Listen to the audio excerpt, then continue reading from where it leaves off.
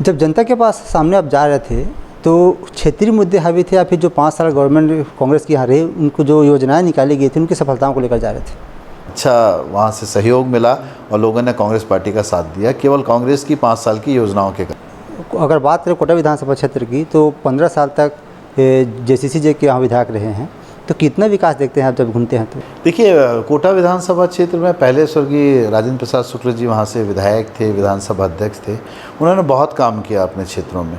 कितना चुनौतीपूर्ण होता है कि अपने कामों को, अपने मांगों को आप पूरा कराना है, फिर वहाँ जो फाइल अटकी उसको नहीं, ये अपने आप में चुनौती तो है क्योंकि विपक्ष का विधायक रहने पे बहुत सारे काम आप नहीं करा पाते हैं। तो क्या JCC जी रिकवर या फिर जो रीबाउंस बोलते हैं जिसको राजनीति में, वो कर पाएंगे आने वाले समय? देखिए, रेणु जोगी जी बहुत ही भद्र महिला हैं, बहुत पढ़ी लिखी महिला है, अच्छी महिला है, पर नॉन पॉलिटिकल है। 2-3 चीज़ देखने को मिली, एक तो है शिक्षा की व्यवस्था और दूसरा स्वास्थ्य की, जहाँ पे काम करने की बहुत ज़्यादा ज़रूरत है। ये मूलभूत सुविधा के अंदर भी आता है, तो इसके लिए आपके पास क्या?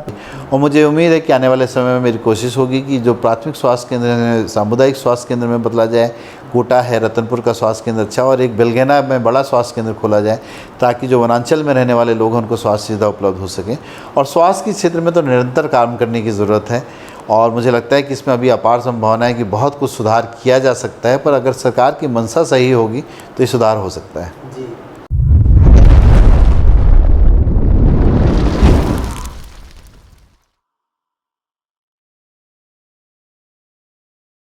नमस्कार, आप सभी दर्शकों का एक बार फिर से बहुत बहुत स्वागत है। आप देख रहे हैं TNR न्यूज़ का खास कार्यक्रम सवाल जवाब का है और मैं हूं आपके साथ रुपेश ठाकुर। साथियों, जैसे कि आप जानते हैं, इस कार्यक्रम के माध्यम से हम लगातार अलग अलग विधानसभा और लोकसभा क्षेत्रों में जा रहे हैं, नेता, मंत्री, विधायक और सांसदों से आपकी मुलाकात करवा रहे हैं और जानने का प्रयास करें उनके जीवन के बारे में, संघर्ष और कुछ ऐसे सवाल जिसका सीधा सरोकार है आपसे। आज हमारी उपस्थिति है कोटा विधानसभा क्षेत्र में और आज के कार्यक्रम में हमारे साथ मेहमान हैं कोटा विधानसभा क्षेत्र से विधायक अटल श्रीवास्तव जी। सर, आपका बहुत बहुत स्वागत है। चर्चा में आगे बढ़ेंगे उससे पहले हम जानना चाहते हैं कौन है अटल श्रीवास्तव जी, कैसे राजनीति में आए, शिक्षा दीक्षा क्या रही, फिर चर्चा में आगे बढ़ेंगे। सर, मेरे पिताजी सरकारी नौकरी में थे और हम लोग एक मध्यम वर्गीय परिवार से आते हैं। हम लोग 4 भाई और 1 बहन है। हमारी शिक्षा दीक्षा जसपुर में, बिलासपुर में हुई। उसके बाद बिलासपुर के बाद मैंने इंजीनियरिंग कॉलेज से BE सिविल से इंजीनियरिंग किया और पूरे ख़ानदान में कोई भी राजनीति में नहीं है क्योंकि सभी सर्विस करते थे। पर चूँकि मैंने सिविल इंजीनियरिंग करने के बाद अपना बिज़नेस शुरू किया, साथ में मैं एक बहुत ही बिलासपुर के राजनीतिक परिवार जिनसे मेरा बहुत पारिवारिक रिश्ता था, जिनका बेटा मेरे साथ पढ़ता था, स्वर्गीय BR यादव जी के साथ में उनके घर में आना जाना शुरू हुआ और वहाँ से राजनीति की शुरुआत हुई और उनके राजनीतिक कार्यक्रमों में आना, उनके सामाजिक कार्यक्रमों में आना जाना बढ़ा।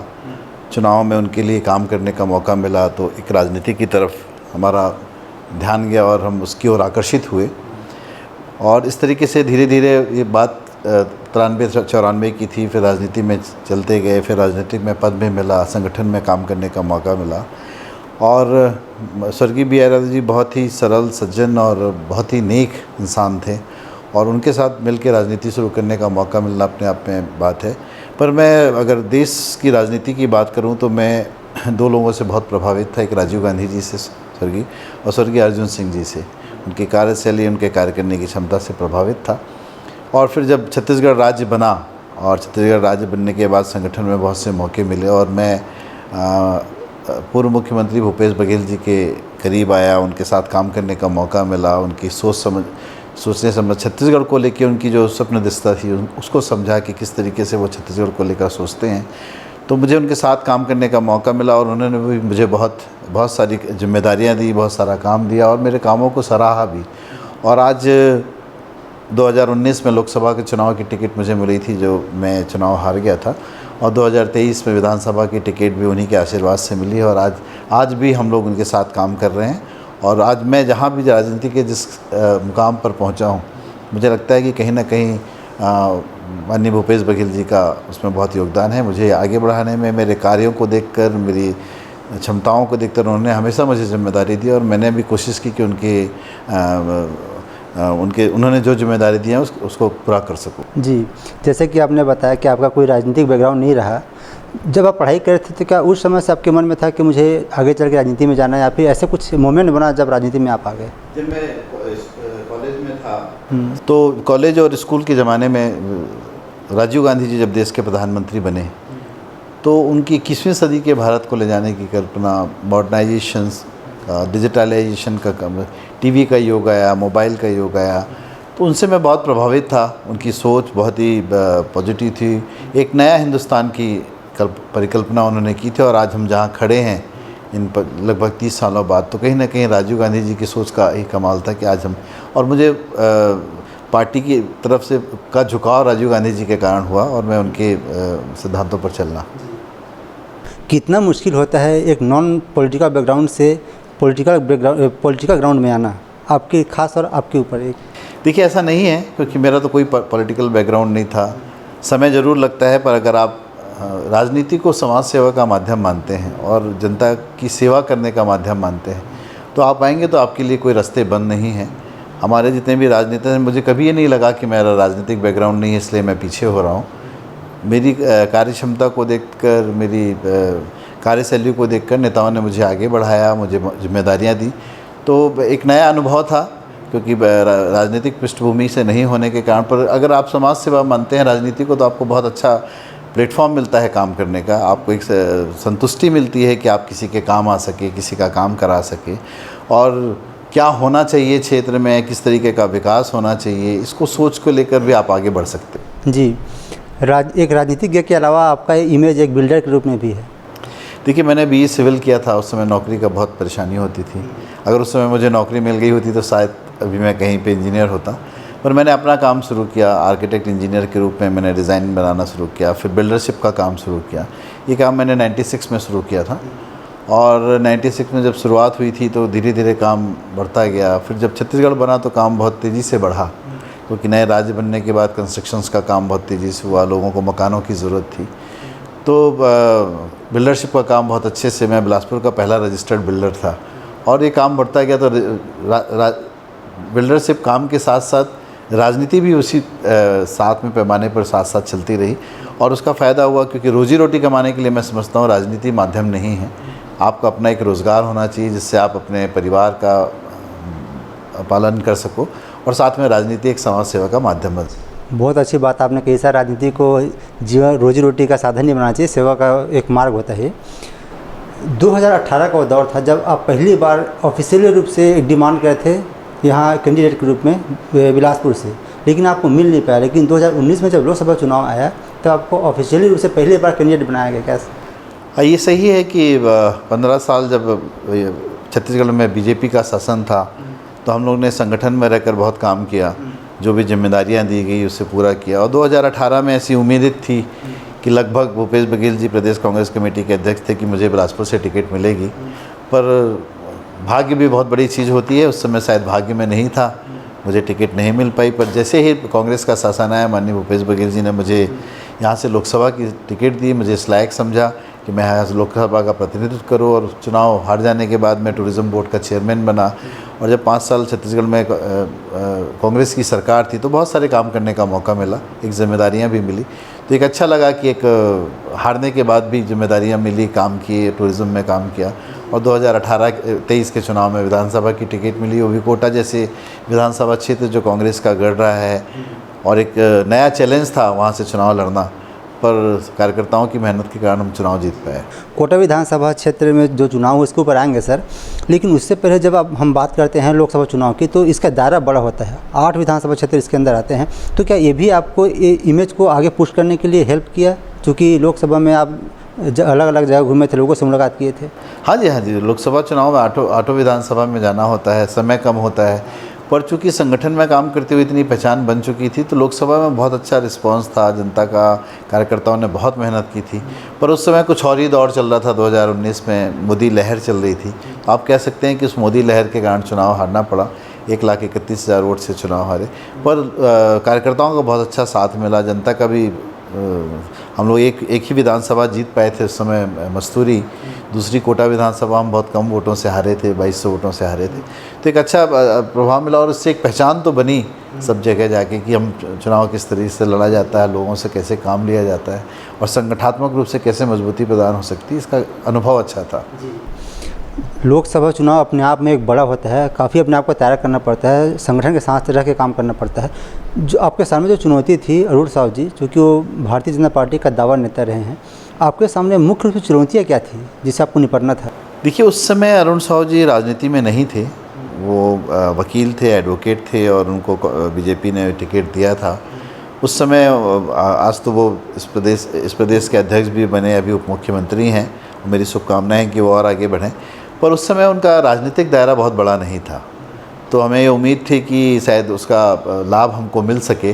पर चूँकि लोकसभा चुनाव सिंबल पे होता है, पार्टीगत नीतियों पर होता है और जनता उसी तरफ झुकाव करती है जिस पार्टी को वो समर्थन देना चाहती है। व्यक्तिगत वोट कम पड़ते हैं, पार्टीगत वोट ज़्यादा पड़ते हैं, तो उसका फ़ायदा अरुण साहू जी को मिला और वो सांसद बने। जब बात हम करते हैं 2023 विधानसभा चुनाव की, तो जो जनता जो है कांग्रेस के जो उम्मीदवार रही हैं रेणुका जोगी जी, वो लगातार 3 बार से यहाँ विधायक रहे हैं। अब उनके किले को ढहाना और वो सीधा पहले पायदान से तीसरे पायदान में आना, कितना बड़ा चुनौती आपको लगा, कितना काम करना पड़ा? देखिए, कोटा विधानसभा सीट से टिकट, कांग्रेस की टिकट मिलना अपने आप में एक मेरे लिए बहुत सौभाग्य की बात थी। दूसरा बहुत बड़ा चैलेंज था, क्योंकि इस प्रदेश के पहले मुख्यमंत्री स्वर्गीय अजीत जोगी जी की पत्नी, जो वहाँ 3 बार विधायक रह चुकी थी, वो वहाँ जोगी कांग्रेस से चुनाव लड़ रही थी। छत्तीसगढ़ की राजनीति में दूसरा बड़ा परिवार स्वर्गीय दिलीप सिंह जयदेव जी का परिवार, उनका लड़का बेटा यहाँ से प्रबल प्रताप सिंह चुनाव लड़ रहे थे। 2 गद्दावर लोगों के बीच में मैं कांग्रेस पार्टी से मुझे टिकट मिली थी, पर कांग्रेस के कार्यकर्ताओं को इतना अच्छा स्नेह मिला, उनका साथ मिला, उनका सहयोग मिला, हमारे सभी साथियों का सहयोग मिला और इन चुनौतियों को स्वीकार करते हुए ये चुनाव जीतना मेरे लिए अपने आप में बहुत सुखद अनुभव था कि सब कार्यकर्ताओं की मेहनत थी। जो लोकसभा चुनाव लड़ने के कारण जो एक टीम बनी थी, उस टीम की मेहनत का भी कमाल था कि हम लोग उन 2 गद्दावर परिवार के लोगों को हरा सके। बहुत बड़ा नाम है दिलीप सिंह जयदेव, उनका बेटा जो प्रबल प्रताप सिंह जयदेव, उनके साथ आपका मुकाबला था। जब जनता के पास सामने आप जा रहे थे तो क्षेत्रीय मुद्दे हावी थे या फिर जो 5 साल गवर्नमेंट कांग्रेस की यहाँ रही, उनको जो योजनाएं निकाली गई थी उनकी सफलताओं को लेकर जा रहे थे? नहीं, 2023 के चुनाव में मेरे क्षेत्र में, हमारा क्षेत्र थोड़ा सा आदिवासी बहुल इलाका है और किसान भी हैं, जंगल में रहने वाले हमारे वनवासी भी हैं, पर किसान हम भूपेश बघेल जी की सरकार से बहुत खुश थे। और दूसरा, वनांचल में रहने वाले जो हमारे वनवासी हैं, उनको भी इतनी योजनाओं का लाभ मिल रहा था कि पहले जो वनोपज थी, पहले 4 वनोपज की खरीदी होती थी, भूपेश बघेल जी की सरकार में 67 वनोपज की खरीदी होने लगी, जिससे उनका आर्थिक स्थिति खुशहाल हो। तेंदुपत्ता जो पहले 2500 प्रति मानक बोरा मिलता था, उसकी रोज़ी मिलती थी, वो 4000 रुपये हुआ।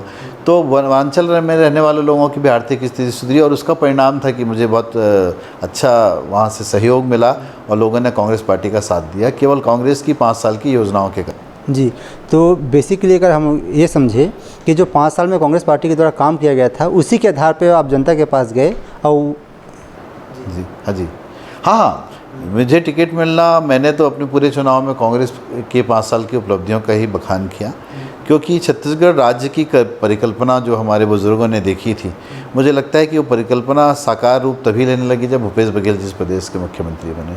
उन्होंने, क्योंकि छत्तीसगढ़ धान का कटोरा कहलाता है, किसानों का प्रदेश है, तो यहाँ किसानों के लिए उन्होंने जिस तरीके से काम किया, पूरे देश में धान की कीमत 2500 रुपये प्रति क्विंटल कहीं नहीं मिलती थी, पर हमारा पहला प्रदेश था जहां धान की कीमत 2500 रुपये हुई, बाद में 2640 हुई। और जो लोग भूमिहीन किसान थे, जो सरकारी ज़मीनों पर, वन भूमियों पर किसानी करते थे, उनको भी 10,000 रुपये प्रति एकड़ का बोनस भूपेश बघेल जी ने। तो कहीं ना कहीं ये जो किसान 5 साल काम हुआ, ये किसानों के लिए की सरकार थी और किसानों के लिए काम हो रहा था। तो मुझे लगता है कि जो छत्तीसगढ़ की मूल अवधारणा है कि छत्तीसगढ़ समृद्ध तब होगा जब छत्तीसगढ़ का किसान समृद्ध होगा, और किसान समृद्ध होगा तो गांव समृद्ध होगा, और गांव समृद्ध होगा तो छत्तीसगढ़ समृद्ध होगा। इस सोच के साथ भूपेश बघेल जी ने काम किया, जिसका फ़ायदा मुझे मिला। जी, राजनीति में पार्टी जीतती हैं, उनके जो कैंडिडेट है वो जीत कर आते हैं, लेकिन जनता की जो उम्मीदें रहती हैं विकास की, अगर बात करें कोटा विधानसभा क्षेत्र की, तो 15 साल तक JCC के यहाँ विधायक रहे हैं, तो कितना विकास देखते हैं आप जब घूमते हैं तो? देखिए, कोटा विधानसभा क्षेत्र में पहले स्वर्गीय राजेंद्र प्रसाद शुक्ल जी वहाँ से विधायक थे, विधानसभा अध्यक्ष थे। उन्होंने बहुत काम किया अपने क्षेत्रों में, और ये बात सही है कि जो काम छत्तीसगढ़ बनने के बाद कोटा विधानसभा में होना चाहिए था वो नहीं हो पाया था। पर मेरी कोशिश है कि हमारा वनांचल क्षेत्र ज़्यादा है, वहाँ पर रहने वाले वनवासियों की सुविधाएँ मिल सकें, खासकर सड़क है, बिजली है, स्कूल है, ये प्राथमिकता के आधार पर हो ताकि पढ़ाई बच्चे पढ़ सकें। कॉलेज की भी बात है, स्वास्थ्य की सेवाओं में बहुत लचर व्यवस्था है। कोशिश हो रही है कि स्वास्थ्य की सेवाएं अच्छी हो जाएं, पर अभी उम्मीदें कम दिख रही हैं और स्वास्थ्य की समस्याएं जो बहुत विकराल रूप ले रही हैं। तो कोशिश है कि ये सब समस्याओं का समाधान हो, सरकार किसी की भी हो। जो नीतियां बनेंगी उन नीतियों के हिसाब से अपने क्षेत्र में काम कराने की मेरी जिम्मेदारी बनती है कि मैं एक जनप्रतिनिधि हूँ, और जो भी सरकार की योजनाओं का लाभ हमारे ग्रामीण क्षेत्रों में रहने वालों को मिल सकता है, उसकी पूरी कोशिश के साथ मैं पूरी कोशिश करूंगा कि क्षेत्र को लाभ मिल सके। मैं इसी बात पर आना चाह रहा था सर, क्योंकि आप विधायक बनकर आए हैं लेकिन प्रदेश में सरकार बीजेपी की है, तो कितना चुनौतीपूर्ण होता है कि अपने कामों को, अपने मांगों को आप पूरा कराना है, फिर वहाँ जो फाइल अटकी उसको नहीं, ये अपने आप में चुनौती तो है, क्योंकि विपक्ष का विधायक रहने पर बहुत सारे काम आप नहीं करा पाते हैं। पर जो मूलभूत समस्याएँ हैं उसके लिए प्रशासन भी सजग रहता है। आपकी अगर अप्रोच सही हो, काम कराने की दिशा सही हो, तो ऐसा नहीं है कि काम नहीं होता है। बड़े काम ज़रूर रुकते हैं, पर रोज़मर्रा के काम जो हैं वो ज़रूर पूरे होते हैं। प्रशासनिक अधिकारी अपना काम करते हैं, और जो जनप्रतिनिधि चुन के आते हैं, जो दूसरी पार्टी के भी हैं, जो सत्तारूढ़ पार्टी के भी, उनसे भी अगर निवेदन किया जाए तो काम की दिशा मिलती है, काम कराया जा सकता है। रेणु जोगी बहुत बड़ी नाम है, विधायक के बाद सीधे 8,000 वोट पाना, मतलब उनकी जो एक प्रसिद्धि है एकदम निचले स्तर में माना जा रहा है। तो क्या जेसीसी जे रिकवर या फिर जो रिबाउंस बोलते हैं जिसको राजनीति में, वो कर पाएंगे आने वाले समय? देखिए, रेणु जोगी जी बहुत ही भद्र महिला हैं, बहुत पढ़ी लिखी महिला है, अच्छी महिला है, पर नॉन पॉलिटिकल है। वो तब तक चुनाव जीतती रहीं जब तक स्वर्गीय अजीत जोगी जी थे। अजीत जोगी जी के जाने के बाद वो पार्टी का कोई भी जनाधार नहीं रहा, और वो पार्टी अपने धीरे धीरे रसातल की तरफ जाने लगी, और उसका ही परिणाम है कि रेणु जोगी जी तभी तक चुनाव जीती जब तक अजीत जोगी थे। अजीत जोगी जी के जाने के बाद उनकी पार्टी के जो 5 विधायक थे उन्होंने भी पार्टियां छोड़ दी, सब तितर बितर हो गया, और अब उस राजनीतिक पार्टी का कोई वजूद नहीं है आने वाली राजनीति में। एक बार फिर से जेसीसी जे अपने आप को खड़ा कर रहा है, एक नया संगठन तैयार कर रहा है, तो क्या आने वाले समय में उसका प्रभाव दिखने वाला है छत्तीसगढ़ में? देखिए, भविष्य क्या कहता है ये तो कोई नहीं बता सकता, पर मुझे ऐसा लगता है कि राजनीतिक पार्टी का बढ़ना एक अच्छी सोच का परिणाम होता है। आपके सिद्धांत क्या हैं, आपकी सोच क्या है, आपको प्रदेश को लेकर आपकी क्या परिकल्पनाएं हैं, क्या योजनाएं हैं। मुझे लगता है कि अजीत जोगी जी के जाने के बाद उस पार्टी का कोई अस्तित्व ही नहीं बचेगा, क्योंकि अजीत जोगी जी में एक सोच समझ थी, क्योंकि कांग्रेस में भी थे, पहले मुख्यमंत्री बने, छत्तीसगढ़ को लेकर उनकी एक परिकल्पना थी, एक सोच थी, पर अब वो पार्टी का वजूद नहीं है। कोटा विधानसभा क्षेत्र में जनता को लेकर, जनता के जो मूलभूत सेवाएं हैं, उनकी सुविधाओं को उनको दिलाने के लिए, हक को दिलाने के लिए आपके पास क्या क्या मुख्य योजनाएं हैं? अगर मैं पूछना चाहूँ कि आने वाले समय आप करना चाहेंगे उसको? देखिए, योजनाएं तो सरकार की होती हैं, उन योजनाओं का क्रियान्वयन कराना विधायक का, जनप्रतिनिधि का काम होता है। एक जनप्रतिनिधि को 4 करोड़ रुपए अपने विधायक निधि से हर साल क्षेत्र के विकास के लिए जो छोटी मोटी समस्याएं हैं उनके लिए मिलता है, तो उसका सदुपयोग सही ढंग से हो सके ये सुनिश्चित करना होता है। साथ में जो भी बातें हैं, कहीं स्कूल की बिल्डिंग है या कहीं कॉलेज खुलवाना है या रोज़गार के कोई साधन उपलब्ध, तो आप सरकार की योजनाओं का लाभ किस तरीके से, क्योंकि सरकार ये नहीं कह सकती इस क्षेत्र में काम होगा और इस क्षेत्र में काम नहीं होगा, इस क्षेत्र में योजना का लाभ मिलेगा और इस क्षेत्र में नहीं मिलेगा, क्योंकि लोकतंत्र है, लोकतंत्र में मैं भी जीत के आया हूँ, चाहे विपक्ष का विधायक क्यों ना हो। पर सरकार की योजनाओं को जनता तक पहुँचाने का काम भी विधायक का होता है, वो काम मैं बखूबी से करने की कोशिश कर रहा हूँ। 68 सीटें जीत कर आना 90 में से अपने आप में बहुत बड़ी उपलब्धि है ये। 2018 में ये कारनामा कांग्रेस ने किया, लेकिन 2023 में ऐसा क्या हुआ, क्या कारण रहा, क्या लगता है आपको?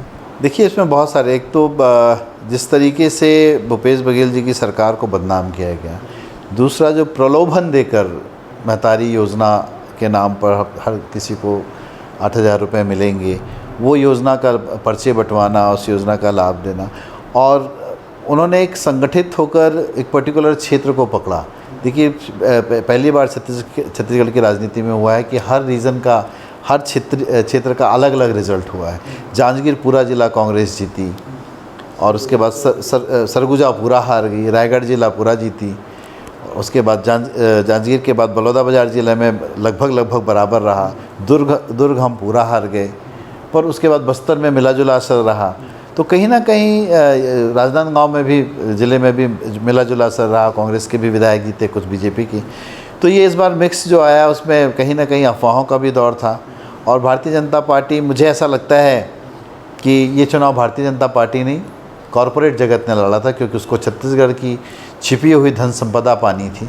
और उन्होंने जिस तरीके से पैसे का खेल किया, ईडी का उपयोग किया, सीबीआई का उपयोग किया, सरकार को बदनाम करने की साजिशें रची, उसका परिणाम है कि जनता थोड़ी सी भटक गई। और आज जनता को एहसास है कि वो सरकार रहती तो ज़्यादा अच्छा होता। आपने इतने सारे कारण तो बताया, लेकिन जब इसी कार्यक्रम में हमारी इंटरव्यू हो रही थी टीएस बाबा जी के साथ में, तो उनका कहना कि काम तो बेहतर हुआ, लेकिन जो अंदरूनी फूट रही है कांग्रेस के भीतर, वो भी एक कारण है, बड़ा कारण है। देखिए, हर पार्टी में ये होता है कि कहीं ना कहीं गुटबाजियाँ होती हैं, और आप कह सकते हैं कि सत्ता और संगठन को जो एक बैलेंस बना के चलना था वो नहीं हो पाया। संगठन कहीं ना कहीं, मुझे ऐसा लगता है कि पीछे रहा, या उसमें जो भी कारण रहे हों उसको हाईकमान को समझना चाहिए था।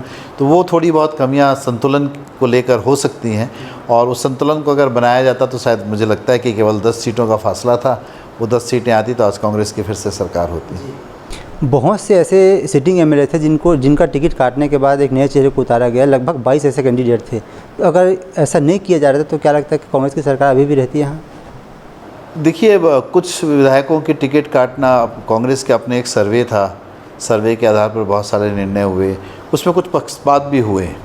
आज कह सकते हैं कि उसमें 22 लोगों में से कुछ ऐसे विधायक थे जिन्होंने अपने क्षेत्रों में अच्छा काम किया था, उनको टिकट मिलना चाहिए था और उनकी टिकट नहीं कटनी चाहिए थी। अगर वो स्थितियां होती तो मुझे लगता है कि ज़्यादा रिजल्ट और अच्छा होता।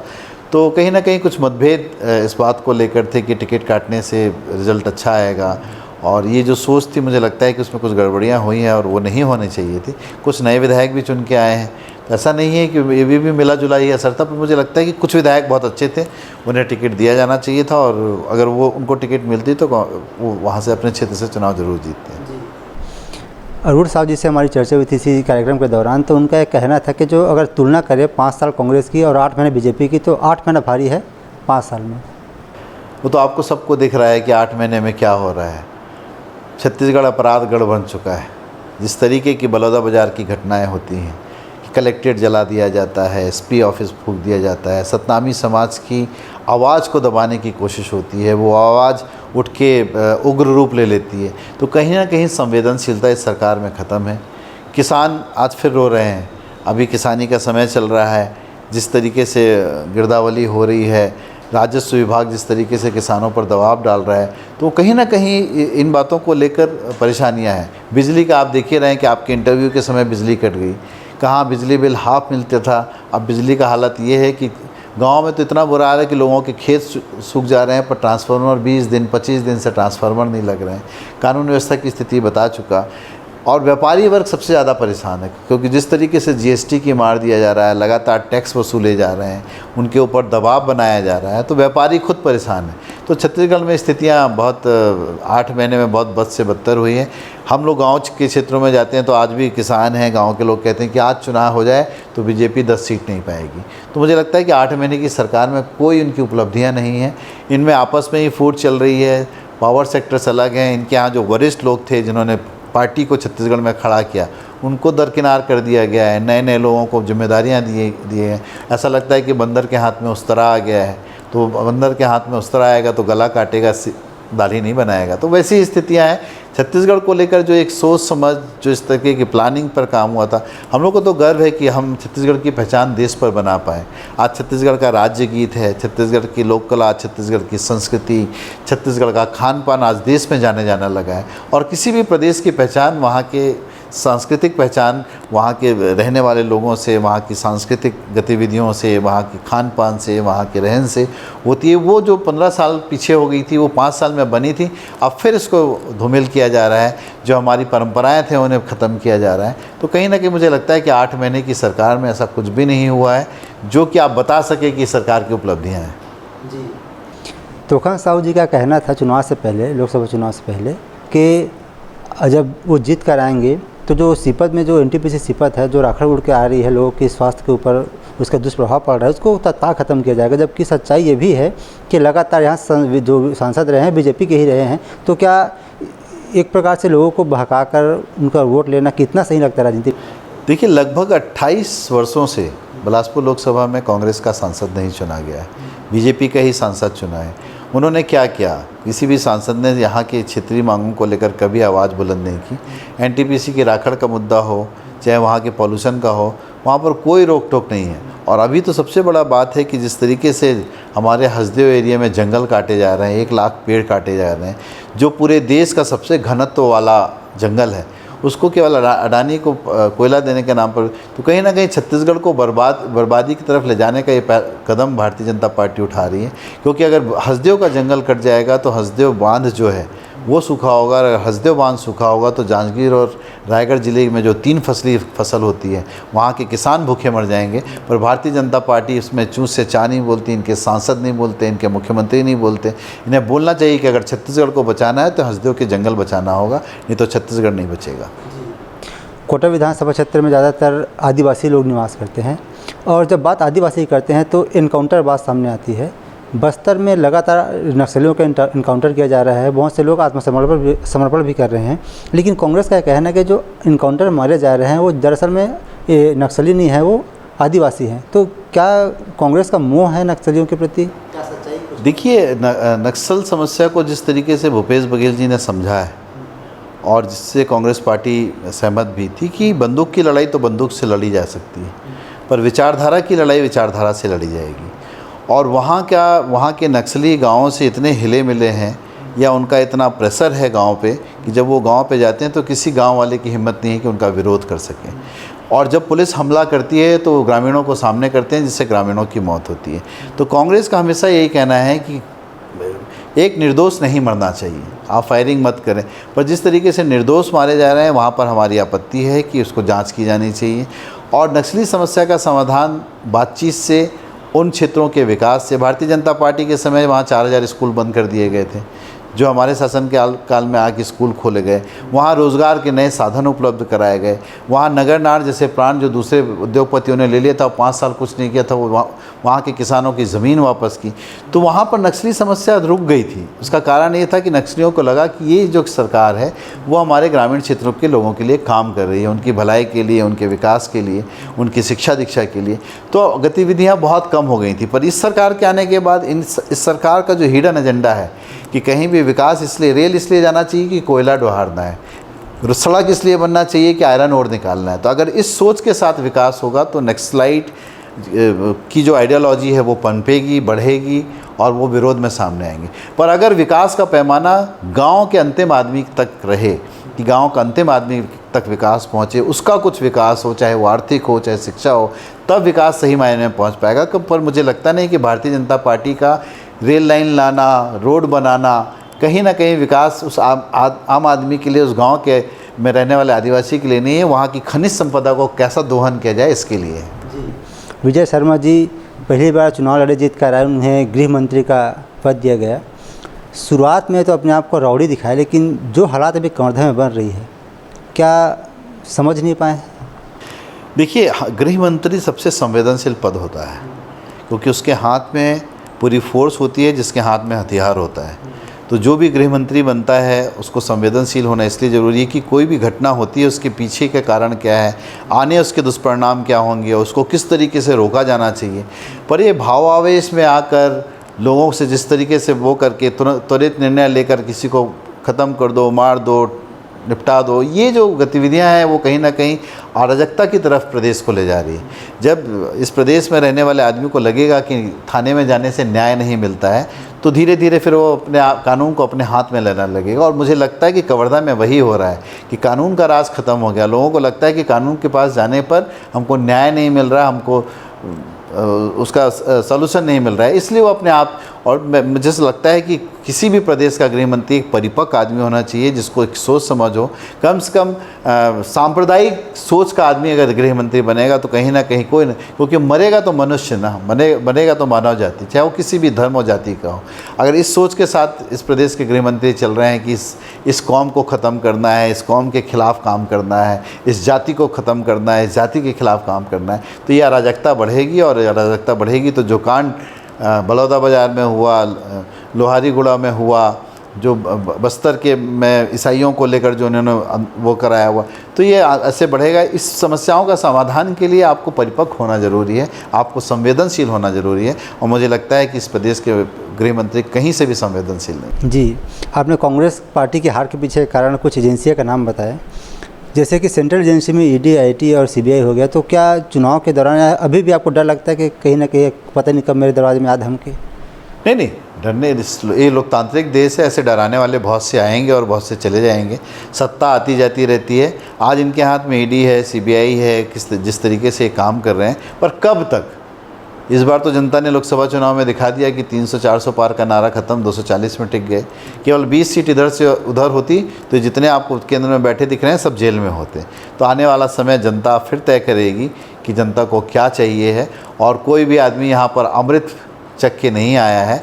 ये सीबीआई का जिस तरीके से दुरुपयोग कर रहे हैं, जिस तरीके से ईडी का दुरुपयोग कर रहे हैं, आने वाले समय में समय बताएगा कि इसका दुरुपयोग, और अगर कोई गलत है तो उसका उपयोग कीजिए, पर राजनीतिक नफ़ा और नुकसान के लिए अगर उपयोग किया जाने लगेगा तो ये लोकतंत्र खतरे में दिखता है मुझे। जी, बात करते हैं सर 5 साल के कांग्रेस के कार्यकाल की। बहुत सारी योजनाएं लाई गई, रिपा हो गया, गुठान हो गया, तो अभी बीजेपी की सरकार आने के बाद उसको बंद कर दिया, कहीं ना कहीं ठंडे बस्ते में चली गई। तो आपको लगता है कि उसको कंटिन्यू करना चाहिए या फिर इसको एक नए सिरे से शुरुआत करना चाहिए?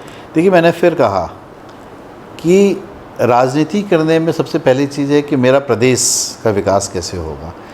माननीय भूपेश बघेल जी ने जो भी योजनाएं बनाई वो ग्रामीण अर्थव्यवस्था को मजबूत करने के लिए बनाई। रीपा की योजना का जो क्रियान्वयन हुआ कि गांव में ही रोज़गार के साधन, छोटे छोटे साधन उपलब्ध हो सकें, इसलिए उन्होंने रीपा योजना का गोठान, इतनी सारी सरकारी ज़मीनें जिस पर अवैध कब्जा हो रहा था उसको गोठान से सुरक्षित किया गया। अभी खेती किसानी का समय चल रहा है, आपको सड़कों पर जानवर दिखेंगे, लोगों को खेत पर जानवर घुस जाए। उसके लिए उन्होंने गोठान योजना शुरू की थी कि लोग अपने जानवर गोठान पर रखें ताकि वो खेतों पर चराई ना करें। तो योजनाओं में कुछ हो सकता है कि सफल हुई, कुछ हो सकता है कि असफल हुई, पर उसको आगे बढ़ाया जाना चाहिए, उसमें सुधार किया जाना चाहिए। पर ये सरकार केवल नाम बदलने का काम और योजनाओं का काम बदलने का काम कर रही है। जो योजनाएं छत्तीसगढ़ के हित में हैं, छत्तीसगढ़ के गांव के हित में, उसको बंद करने से कुछ नहीं होगा। और मुझे लगता है कि ये बहुत बड़ा चैलेंज है भारतीय जनता पार्टी को कि अगर इन योजनाओं को बंद करती है तो छत्तीसगढ़ के गाँव की अर्थव्यवस्था कमज़ोर होगी और कहीं ना कहीं उसका नुकसान प्रदेशवासियों को झेलना होगा। जी, कांग्रेस वालों का कहना है कि आज अगर किसानों को 3100 देने के लिए 3100 अगर मिल रहा है तो इसके लिए मजबूर कांग्रेस की है, क्योंकि कांग्रेस पहली बार 25 रुपये दे रही थी, इस बार 3100 देने के लिए मजबूर किए हैं। तो क्या वास्तविक में सच्चाई कि बीजेपी और अपना एक अलग स्ट्रेटजी का? नहीं, देखिए, पूरे प्रदेश में, पूरे देश में छत्तीसगढ़ पहला राज्य था जब 2018 में माननीय भूपेश बघेल जी की सरकार बनी तो 2 घंटे के अंदर किसानों का 10,000 का कर्जा माफ़ हुआ। उसके पहले किसानों की स्थिति ये थी कि हर दिन सुनने पे मिलता था कि आज किसान ने आत्महत्या कर ली, किसान कर्जे से लदा हुआ है। तो 2 घंटे के अंदर किसानों का कर्जा माफ़ हुआ और उन्होंने घोषणा की थी कि हम 2500 रुपये धान की कीमत देंगे। और उन्होंने किसानों को पूरे देश में कहीं समर्थन मूल्य पर धान की खरीदी नहीं होती थी, पर छत्तीसगढ़ राज्य था, वहाँ पर भी केंद्र सरकार ने रोका टोकी की कि अगर आप 2500 रुपये में धान खरीदेंगे तो हम आपके पुल का चावल नहीं लेंगे। पर तब सरकार ने बोला कि हम 2500 रुपये में नहीं खरीदेंगे, हम 1840 रुपये में ही धान खरीदेंगे और बाकी 600 रुपये बोनस देंगे, राजीव गांधी किसान न्याय योजना। तब वो जाके संभला और हमने 3 किस्तों पर पैसा दिया।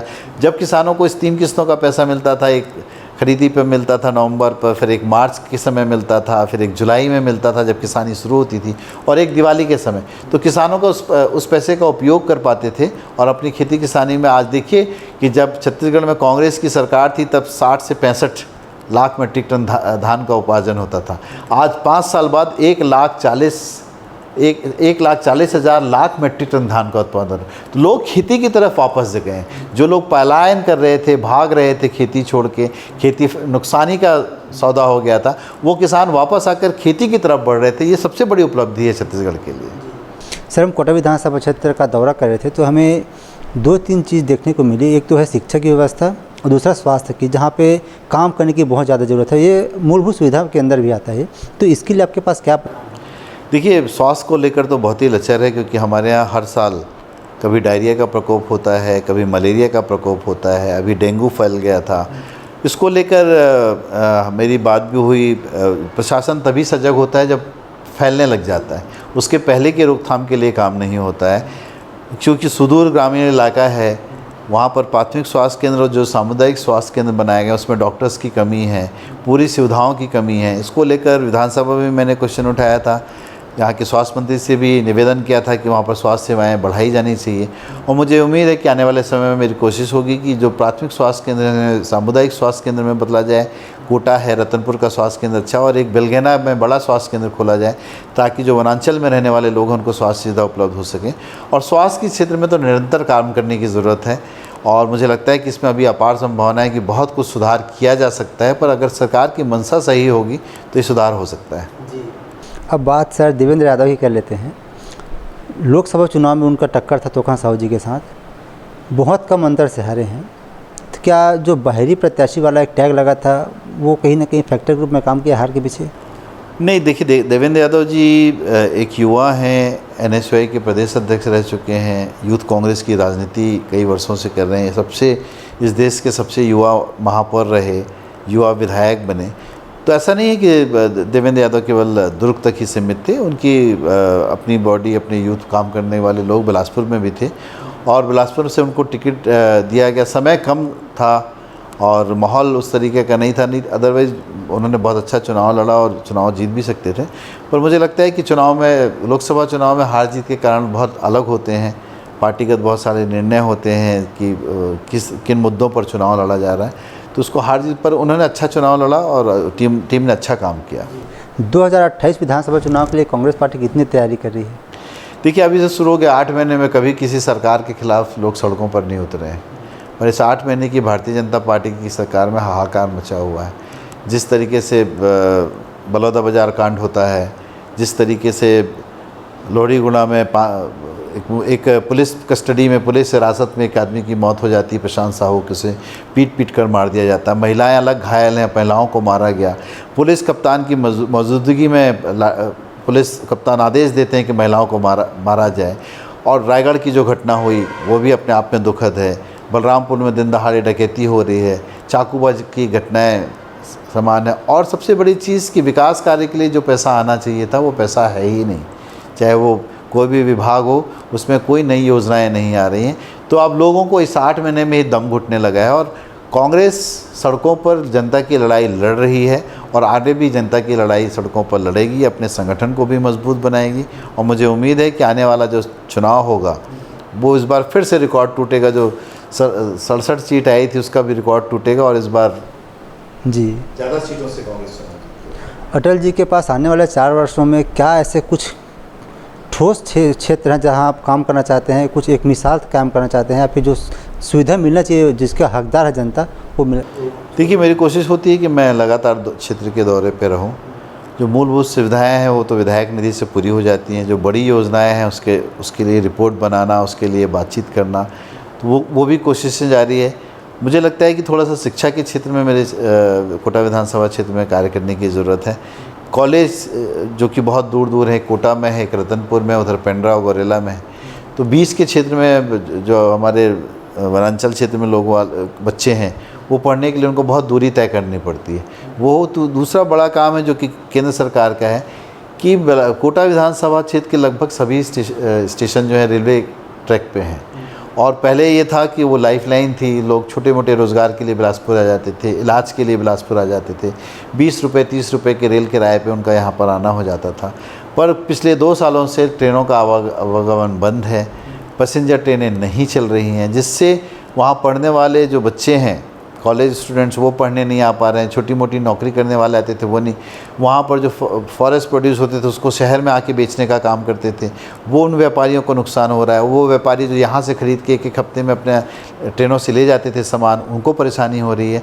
तो कहीं ना कहीं मुझे लगता है कि हमारी कोटा विधानसभा की जो लाइफ लाइन रेलवे ट्रेन है उसके लिए अब बड़ा आंदोलन खड़ा करने की ज़रूरत है, ताकि पैसेंजर ट्रेनें चलें, लोगों को, बीमार लोगों को इलाज के लिए फ़ायदा हो सके और बाकी काम रोज़गार के साधन उपलब्ध हो सके। तो अब मेरा अगला प्रयास यही है कि जो ट्रेनों का स्टॉपेज है वो जल्दी शुरू करें, नहीं तो एक बड़ा आंदोलन खड़ा किया जाए। जी, राजनीति के अलावा आपकी रुचि किस में है? राजनीति के अलावा मुझे खेल में बहुत रुचि है, संगीत में बहुत रुचि है। खेलों में मैं क्रिकेट, बैडमिंटन, स्विमिंग सब खुद ही करता हूँ, खुद खेलता हूँ, अभी भी करता हूँ। तो खेलों में मुझे बहुत रुचि है और संगीत के क्षेत्र में मुझे सुनने में बहुत रुचि है। कौन सा संगीत? संगीत छत्तीसगढ़ी संगीत? नहीं, सुगम संगीत कह सकते हैं आप। और थोड़ा सा साहित्यिक में कवि सम्मेलन में मज़ा आता है, जब वहाँ पर ज्वलन समस्याओं पर कवि अपने विचार रखते हैं। तो कवि सम्मेलन है, संगीत है, सुगम संगीत है। और खेल तो मेरे लिए प्राथमिकता रहता है कि खेल को मैं सबसे पहली प्राथमिकता देता हूँ। राजनीतिक महत्वाकांक्षा कहाँ तक है आपकी? राजनीति में महत्वाकांक्षा लेके नहीं आए हैं, राजनीति में हैं, इसलिए जो मिलेगा, जो जिम्मेदारी मिलेगी उससे करेंगे। पहली जिम्मेदारी है कि ये समाज सेवा के क्षेत्र में एक कदम है और आज जनता से चुन के विधायक बने हैं। 3 करोड़ लोग में से 90 लोग विधायक बनते हैं, उसमें एक मैं भी हूँ। तो मुझे अगर मेरी पार्टी ने और कोटा क्षेत्र के लोगों ने चुन के भेजा है, मेरी पहली प्राथमिकता कोटा क्षेत्र है। बाकी जो जिम्मेदारियाँ पार्टी देगी, पार्टी तय करेगी, उस जिम्मेदारियों का निर्वहन करेंगे। कोई बहुत बड़ी महत्वाकांक्षा नहीं है, आत्मसंतुष्टि होनी चाहिए, ये महत्वाकांक्षा है। अपने कामों से अपने आप को संतुष्ट करना है कि हम अच्छा काम कर रहे हैं और उससे जनता की भलाई हो, ये पहला उद्देश्य है। जी, बहुत धन्यवाद सर, आप हमारे कार्यक्रम में आए, जुड़े, बहुत सारी चीज़ें शेयर की। जाते जाते हमारे माध्यम से कुछ संदेश देना चाहेंगे अब क्षेत्र की जनता को? संदेश यही है कि हमारा प्रदेश और हमारा देश एक विभिन्न रंगों का गुलदस्ता है। सब भाईचारे के साथ रहें, कम से कम धर्म और जाति के नाम पे संघर्ष ना हो, सब एक दूसरे की मदद के लिए तैयार रहें। और जो लोग इनको बांटने की कोशिश कर रहे हैं उनको करारा जवाब दें कि हम सब लोग मिल के रहेंगे, एक अच्छे भाई की तरह, एक अच्छे पड़ोसी की तरह, एक अच्छे नागरिक की तरह। यही संदेश मैं देना चाहता हूँ। तो आप सुन रहे थे कोटा विधानसभा क्षेत्र से विधायक अटल श्रीवास्तव जी को। फिलहाल इस कार्यक्रम में इतना ही, अगली बार आपसे फिर होगी मुलाकात एक नए कार्यक्रम में नए मेहमान के साथ। तब तक के लिए अनुमति दीजिए, नमस्कार।